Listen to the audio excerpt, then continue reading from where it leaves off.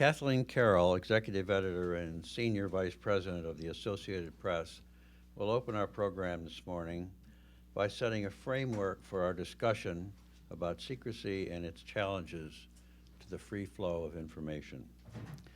Kathleen has sweeping responsibilities for content from AP journalists based in more than 240 bureaus in 97 countries. And she leads the deliberations leading to discussions about security issues for journalists covering stories in war zones and other hostile environments.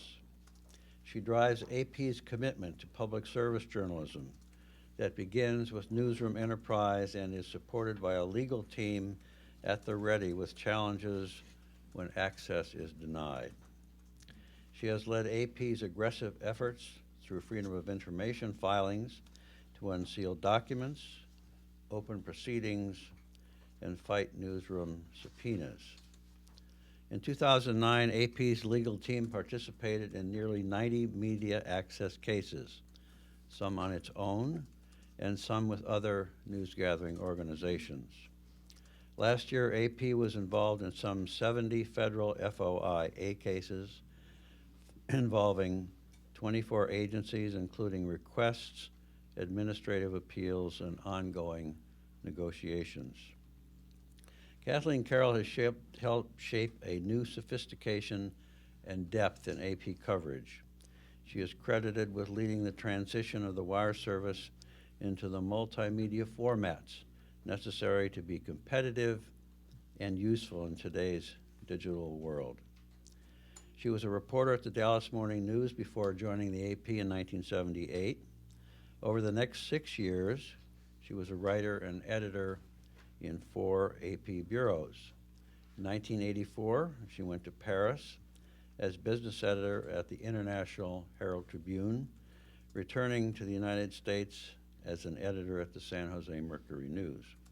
Kathleen rejoined the AP in 1990 as a news editor in Washington, specializing in domestic policy coverage.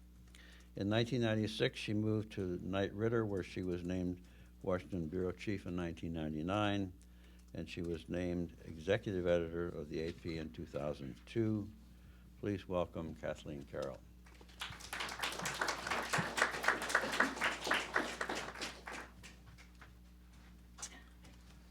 Thank you, Bob. And at the risk of being an editor in a room full of editors, I was only one of several business editors at the Herald Tribune. I would hate for anybody to get the wrong impression.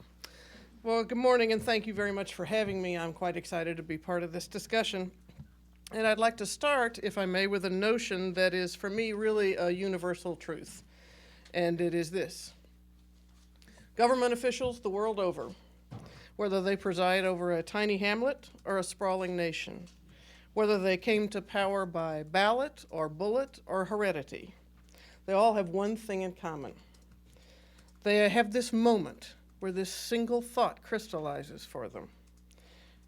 I'm in office and you're not, and what I'm doing is none of your damn business. Of course, there are leaders that serve the people that the leaders serve have a different idea. They want access to the information that tells them what those governments are doing on their behalf, for them, or in some cases to them. To be sure, there are public officials who genuinely believe in transparent public work, and there are members of the public who can't be bothered about what their government is doing. But the broad strokes are true, and they create ongoing tensions around these questions. I'm going to add questions to yours, Barry. What should be secret and what should not? And more important, who decides that? Today, around the world, governments decide what you should know about what they're doing. Excuse me. The temptation to keep things from the public is very strong. President Obama acknowledged that in a memo on administering the Freedom of Information Act issued just as he took office. It says, quote, "The government should not keep information confidential merely because public officials might be embarrassed by disclosure, or because errors or failures might be revealed, or because of speculative or abstract facts." That sounds pretty good, right? Yeah. But making that stick in real life turns out to be a challenge. Obama's own Department of Homeland Security was a notorious laggard in responding to legal requests for information, not just from journalists, but from average citizens and from members of Congress. The requests were vetted through a political lens. Top Homeland Security officials asked whether the requester was a citizen or a journalist, where they lived, who they worked for, what was their political affiliation. In less than 2 years, the department generated more than 1,000 pages of documents simply detailing their vetting process of people who asked them questions under the law. The secretive practice was changed only after we began asking about it, raising hell about it, and as our story was about to hit the wire.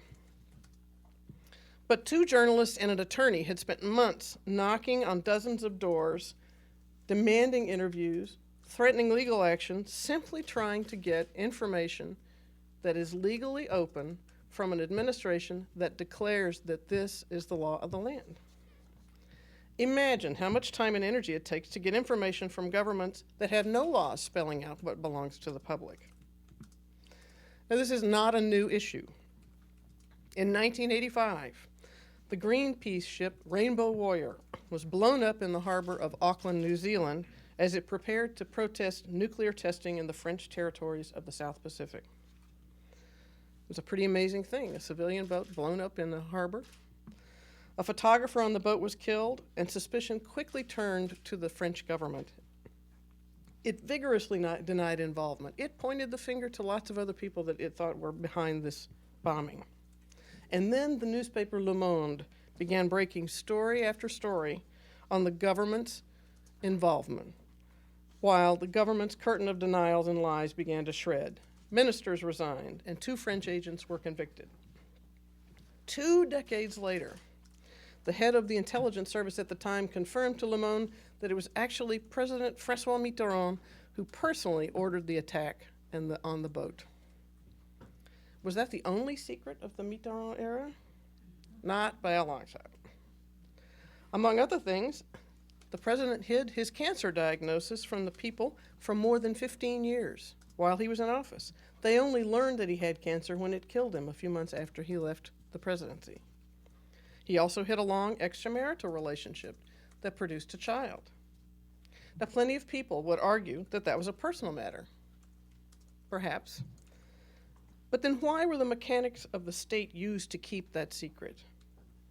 In 1993, a very feisty tabloid in France called Libération revealed that a special presidential unit had been wiretapping politicians and journalists, in particular those who might know about the relationship with the woman and the child. What was that unit supposed to be doing? Going after terrorists.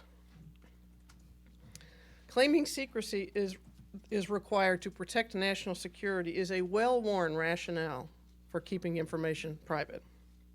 And sometimes it's true. Governments do have legitimate secrets, and exposing them really can put some people at risk. The issue is that governments too often stretch that national security rationale well beyond reason. It's hard to see the risks in some of the classified material that my colleague Matt Apuzzo wrote about last week. Did you know that the United States and Canada are friendly with each other and are likely to remain so? Did you know that Brazil is a strong democracy and often a U.S. ally on foreign policy issues? Did you know that in England, the Liberal Democratic leader, Nick Clegg, and the Conservative leader, David Cameron, don't get along? And, as any British newspaper reader could tell you, they sometimes have referred to each other by silly names? Wow! What blockbusters! All of those documents are classified under U.S. rules that allow anybody with a red stamp that says classified to stamp those documents. Last year, the United States spent $9 billion with a B dollars keeping that kind of information secret. It's actually a lot more than $9 billion, actually, because that figure doesn't include what the U.S. spends on classifying material from intelligence gathering agencies like the CIA and the Defense Intelligence Agency. What they spend to keep classifying documents out of the public view, that figure is classified. The United States is far from being alone in the none of your beeswax club.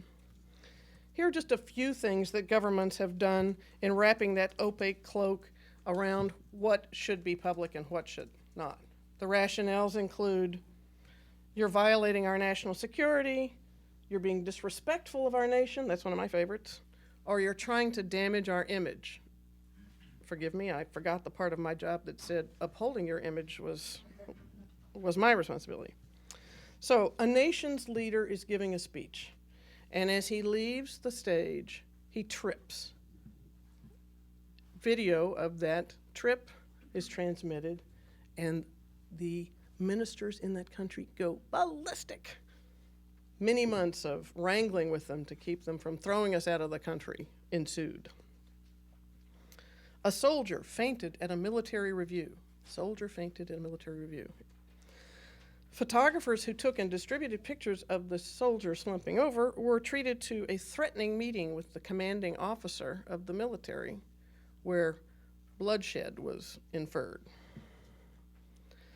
Thousands of people gather on the streets to support an opposition candidate in one country. Foreign reporters are kicked out. Local reporters are banned from covering the opposition events, and those who manage to do so are summoned to ominous meetings, threatened with midnight phone calls, and in some cases beaten or jailed. It's an all too familiar sad story in too many countries, as many of you know. A close cousin of keeping secrets is asserting control, and governments have done that in a variety of ways down through the years and still to this day. Visas, calling local reporters in, spouses of reporters losing their jobs, all in an effort to keep control of information. So, we live in this modern era of technology. Doesn't technology help the world become more open? Yes and no. Technology can help move information around quickly, and it can put original source material in front of a wider audience, and it may someday soon help us more easily unearth and understand what's in those documents. I know some of you, Jonathan Stray among you, are working on just such projects. And technology has certainly given hundreds of millions of people their own place to publish, and that's pretty thrilling. But precious few of them are using any of those tools to dig out what governments are doing. And I mean on a large scale or a small scale. It turns out that reporting is hard. It's sometimes boring and repetitive. Sometimes people are mean to you and they won't give you what you ask for and they tell you to go away.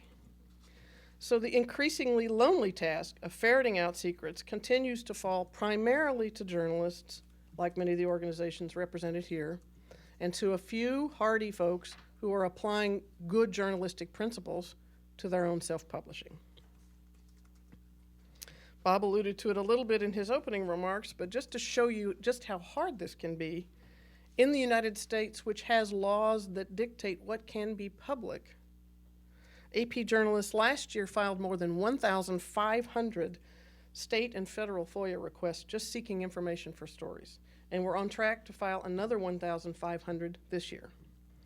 These are not requests, this is not FOIA for give me all your dirty secrets. Most of the time this is pretty ordinary information, like last year when a flock of birds hit a plane and the plane ended up landing in the Hudson River. We asked the government how many times this happens. That's a secret, they said. It took several news organizations, including the AP, several months to finally get the answer.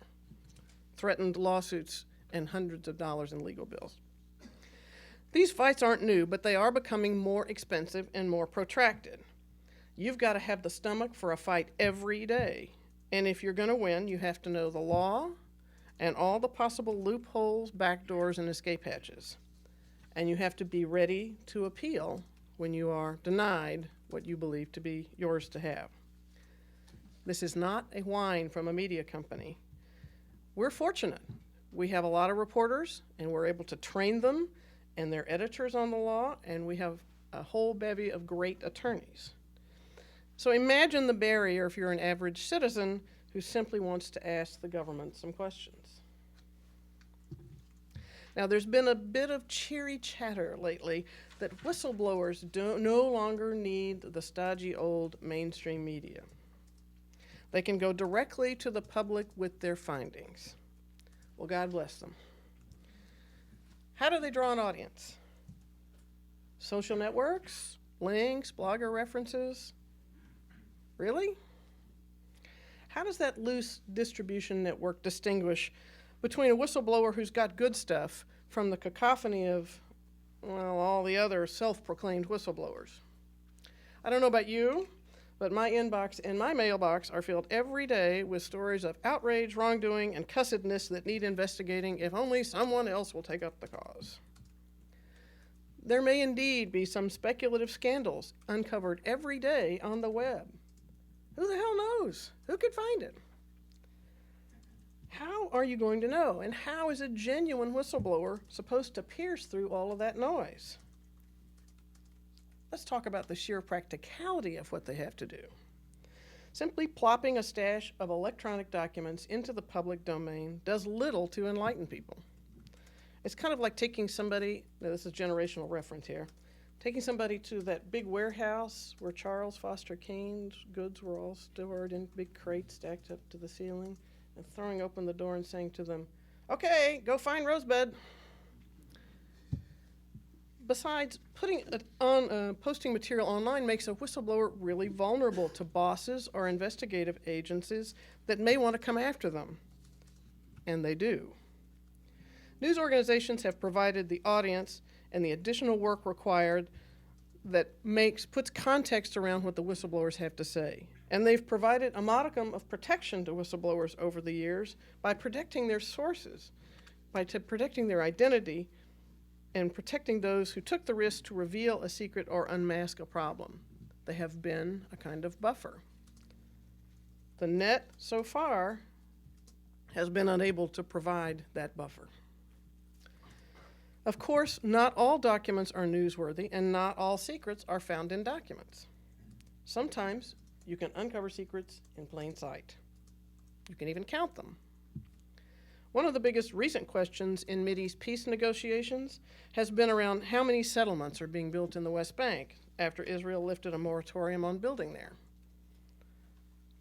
People knew, but nobody was talking. So a longtime correspondent in the area, Karen Laub, decided to just count them. And so she spent 2 days in a car, fending off angry security guards, and went and counted and found that an astonishing 544 homes had been started in just 3 weeks, a rate of construction that was 4 times what had ever been seen before. Why does that matter? Well, it absolutely is a critical point in the endless saga that is the Middle East peace process. We no longer call it a negotiation, it's its own process. No one was trying to cover up the construction. They just didn't see any need to brag about it. In Pakistan, the country has been ripped by terrorist attacks many, many times, and the authorities always vow to bring the attackers to justice. But they're not doing so well about it. Pakistan has yet to convict a single person in any of the 20 largest terrorist attacks in the last year. That was not a number in a file somewhere. That was not a piece of information that some minister was hanging on to until we persuaded him to cough it up.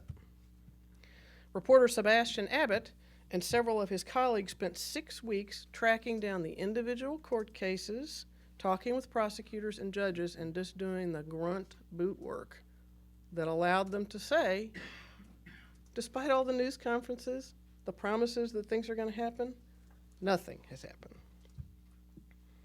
Elsewhere in Indonesia, a reporter started counting and concluded that 1 of every 4 terrorism suspects that has been captured in that country by the U.S. trained forces is killed. So, here we are, 2010, about to be 2011, talking about secrets. It's so not a new topic, but the fact that we're still talking about it indicates that the problems have yet to be sufficiently attacked. It's true that eventually some secrets finally do come to light.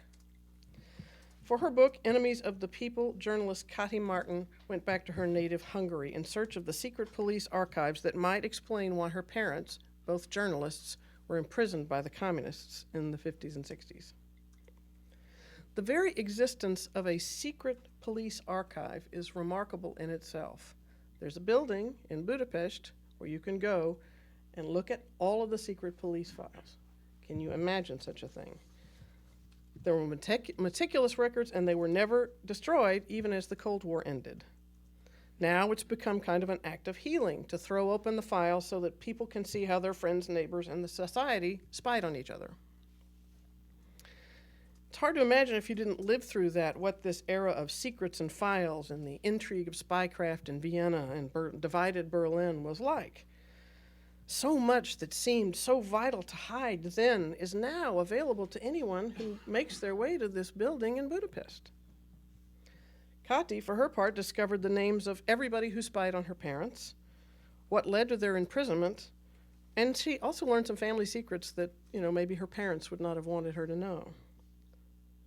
It makes you wonder, in the years to come, where else might there be an archive of the top secret, the secret, or the just plain classified? Will the generations who come after us be shocked to read the now unclassified notes that declare Canada and the United States to be the best of friends? Who knows?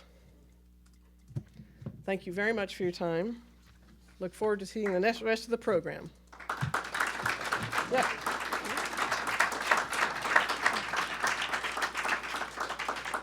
I have, yes, we can.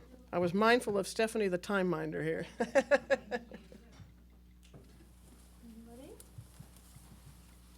Any questions? What was the hardest piece of information that AP, what was the piece of information that took longest for AP to prize out? Oh, gosh. That's a really good question. What was the longest duration? Hardest and longest are probably two different things. Longest, I think there are probably some documents on really spinachy things that were 3 or 4 years in the making. So, once you got them, you wondered what the fuss was all about. The hardest things are less about prying things out. They have to do more with protecting people in the field who are doing what we take for granted here in the United States. People in about 100 different countries, some of whom use every tool available to them to keep folks from showing up and reporting on, street protests. That's the hardest for me. And to be honest, the hardest thing for me is always, and for all of us, not just for me, for all of us, is the number of people who work for us who get their heads bashed and their jaws smacked and who are beaten up for just ordinary journalistic work. That's always hard. And that's a tool of secrecy, It's a tool of control. Since Wiki Leaks started to release information, have your journalists found it harder to get the government or to get people to open up? No. I think that we understand that will change things, that governments, not only the United States, but elsewhere, will be trying to plug whatever leak they think they can, and that they'll come up with new methods to lock things down. I mean, if Canada and the U.S. being BFF is considered a secret now, I don't know where that blanket will be extended. But no, it's probably too short a time. Governments work slowly, and this is a fairly intricate process, but I do think we'll be seeing it cited as reasons for secrecy in many years to come. Yeah. You mentioned that one of the advantages or one of the situations that the press can offer to whistleblowers is that protection of sources, offering a buffer for them. Right. And then you observed that the net has not been able to provide that buffer. Do you see any reasons in the future why that buffer wouldn't exist through digital transmission of secrets? Or No. I mean, I don't think it's an impossible task. I just don't think it's happened yet. And, technology makes it easy to hide, and technology also makes it easy to find. You need to find the person who is Yes. through IP addresses, Yes. et cetera, et cetera. Absolutely. But it's not clear to me yet what role the non-traditional press or future iterations of that can provide in terms of agreeing to take the material, vetting it on their own, and then standing up to the authorities who come in search of the person who provided it. That all takes a lot of resource and time and energy and will, and it can be pretty damned intimidating. And it's not something that you can take on your own, I don't think. I'd like to be wrong, but so far, no. Do you think that the creation of Wiki Leaks in and of itself represents a distrust of the mainstream media? Why didn't they take it to the New York Times, the Washington Post, or the AP?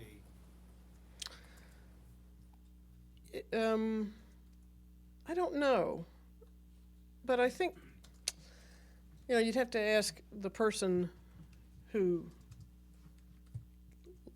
released the information what their motives were, and everybody thinks they know who that is, and if that's true, he's not available at the moment to ask.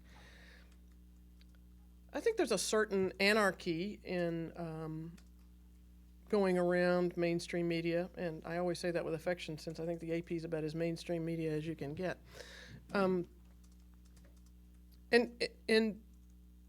As I said, I cheer the efforts of people who aren't in traditional journalistic organizations to also ferret out information. I don't think this is, wouldn't ever lay claim to this being only something that journalists should do. But if there was distrust of the mainstream media in getting that information out, WikiLeaks had to turn to the mainstream media to actually do the work around it that gave it value. We reported, the editor of Le Monde and others told us that WikiLeaks was posting only the material that Le Monde, The Guardian, the New York Times, Der Spiegel, and El País had vetted and sent back to them. WikiLeaks had not, until then, just posted everything they had. So even WikiLeaks understood the value of the reporting process on the information. So even if the motivation was, there was a recognition that there's value to that additional work.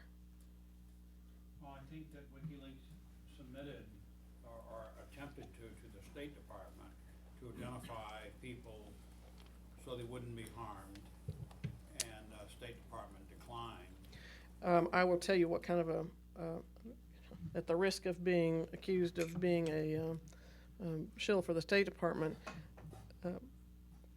that request kind of came in late, and it was the equivalent of when you've been working on a story for 2 weeks and at 4 o'clock on the day before publication you call the person for comment. You can say that you called them, but wasn't much of an effort. And are you presuming in the question that the State Department has the right, has an obligation to work with WikiLeaks on this? That's not their view, but. No, I think that Can we get to other questions, please? Okay. Yeah, sorry? Do you still use local reporters to tell local stories that might have wider implication? I'm not sure I understand the question, but we do have the AP staff is made up of people who are natives of the country that they cover and of people who are from somewhere else. Because in the South in the 60s, these local stringers were blocking stories from coming out of the South, and they had national implications. Is this still going on? It's a pretty big sweeping statement. I mean, I think you put reporters in locations that will get the news out because that's the job, in whatever way you can. Can you talk a little bit about the AP's approach to, AP was not one of the organizations that was selected by WikiLeaks, and yet, you have to cover the story somehow. Sure. How much independent reporting do you do? How much attributing to others? But what was your general approach to how your reporting was going to happen as it unfolded? Yeah, it's a good question. We were not one of the recipient organizations, but everybody in the pool That's our view. And, we picked up an attributed work that was done by others, as we do on all kinds of things, because that's the right thing to do. And we also knew that we had audiences for that material that some of those organizations didn't. So we were looking at it ourselves. We had reporters all over the world looking at it and finding things that were going to be of interest to the readers in their parts of the world. We had Africa stories and Germany stories and Italy stories and Canada stories, and I don't have a lot of patience with the old journalistic tradition that if somebody beats you to a story, you just piss all over it. If it's a good story, get in and drive it. Can I just call on you, Simon? Yeah, it's a related question to that, which is, could the Associated Press have got into a relationship with WikiLeaks in the same way that the New York Times and the Guardian did? And could you talk a bit about the editorial process you'd have had to go through? Sure, we could have. We were prepared to. We were, and would have. We would not have made some of the deals that WikiLeaks was proffering, seeking a control over where the documents were stored and who in our organization had access to them. That's not a deal we ever would have made. And so, we were trying to get them like everybody else, and we didn't. But when they became available, we went to work on them. Simon, could you just tell us about the BBC's decision not to? Well, I think this is a Follow similar up on position. the I story. wasn't personally involved in the talks that were going on in London, but I think there are similar issues going on in all the major news organisations, which is to what extent are you prepared to deal with any organisation about the access they'll give you and the demands they're putting on it. And I think our approach has been broadly similar to the Associated Press. As soon as it's out there, it's absolutely material for us to report on. Sure. You talked only about government secrecy. How about corporations? Arguably equally powerful in some respects, different laws, maybe different ethical questions regarding journalism. Yeah, I just made a conscious decision to talk only about governments because the tools that governments have are different than what corporations have. But you're absolutely right. Governments do have obligations. Corporations do have obligations. They're not guided by laws. Generally, they're guided by guidelines. But the issues are just the same. However, we haven't been jailed or beaten by any corporate entities recently, which is why I chose to stick with governments. You said that you didn't get the documents because, can you tell us why you didn't get them and what were the kinds of, do you know what kind of deal the New York Times and others had to make in order to get them? You've got Bill Keller here at noon. That's a great question for him. and I know Bill, and he would, and I wouldn't want anybody to understand me to say that I think anybody else made a deal that was repugnant. But I'm just describing what was proffered to us and what was acceptable to us. So. What other kinds of things would you have had to have agreed to? But we didn't. Is that we one wouldn't reason have. you didn't get them? I don't know that that's the reason we didn't get them. We made it clear we wouldn't make those agreements. I think there is also a, Julian Assange is an advocate. And those of you who are journalists understand what it's like to deal with advocates. They're advocating for a certain point of view. One of the challenges that the AP has sometimes is that because we are a U.S.-based organization, we're a global organization, we have, a good chunk of revenue and customers around the world, and staff there, but we are very often shorthanded as an American organization, and it's possible that Mr. Assange thought that we were tainted by that in some way. But, He didn't say? we You weren't don't talking get these directly. documents because? No. Okay. No, he didn't say that. Okay, someone else did. I was just going to ask you about the future of sources and the concept of sources and how you think the new media might affect the approach to cultivating sources and then the material that those sources would submit, especially given how WikiLeaks has made a big point about the nature of validating material that's submitted by sources who remain in principle anonymous, and whether you think that the human factor in the traditional press will remain a more important aspect of all of that. Oh, sure, source reporting is always, and sources tip you off to where to look for documents or what to look for, or they give you information, or they were in the room when the decision was made and you talk to them. I mean, not everybody's keeping nice little anal records that can be searched in a database. Yeah, humans, look, sitting at a computer, pawing through documents and, working the phone is not going to be the only way forward. It is a tool like getting out off your fanny and going out and looking at stuff, and human sources are always going to be extremely valuable. So. Sorry. Following up on sources, would you agree that the major damage to the State Department is their sources might not talk to them anymore? If the Saudi king doesn't feel that he can speak privately, he's not going to speak anymore. And if you agree that is the most important damage, what if WikiLeaks were to reveal all our sources that we've promised confidentiality to? Supposing there was a WikiLeaks who could have told early on, released who Deep Throat was. Maybe the Washington Post would never have been able to break the Watergate. I won't follow you out all of those windows. I will say that most people in diplomacy, sweeping statement, would tell you that diplomats and the people who are involved in diplomacy in capitals around the world generally knew the things that were in those cables. I mean, it was exposing to a wider audience a lot of things that people know about how diplomacy gets done. The damage to that, whether the king decides to talk or not, I think will depend on what other motivation the king has for talking. I think it's going to be way too early to make proclamations about sweeping damage at this point. Thank you all very much. It's been great.